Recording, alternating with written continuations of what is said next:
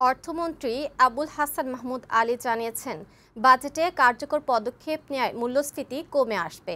শুক্রবার রাজধানীর ওসমানী স্মৃতি মিলনায়তনে বাজেটোত্তর সংবাদ সম্মেলনে অর্থমন্ত্রী বলেন, বিশ্ব বাণিজ্যে অস্থিরতা বাংলাদেশের মূল্যস্ফীতি বৃদ্ধির কারণ। মূল্যস্ফীতি নিয়ন্ত্রণে সরকারের সংকোচন নীতি আরও কিছুদিন অব্যাহত থাকবে। পাশাপাশি নিত্য প্রয়োজনীয় পণ্য আমদানির জন্য শুল্ক কমানো হয়েছে। চলতি বছরের শেষ দিকে মূল্যস্ফীতি কমে আসবে বলে আশা প্রকাশ করেছেন আবুল হাসান মাহমুদ আলী। তিনি বলেন, সরকারের নানা পদক্ষেপের জন্য মূল্যস্ফীতি ৯% রাখা সম্ভব হয়েছে।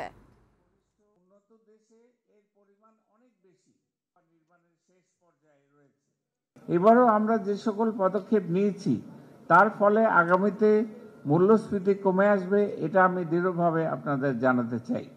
মূল্যস্ফীতি থেকে সাধারণ মানুষকে সুরক্ষা দিতে ওএমএস এবং ফ্যামিলি কার্ড সহ যে সকল কার্যক্রম চলছে তার চলমান থাকবে।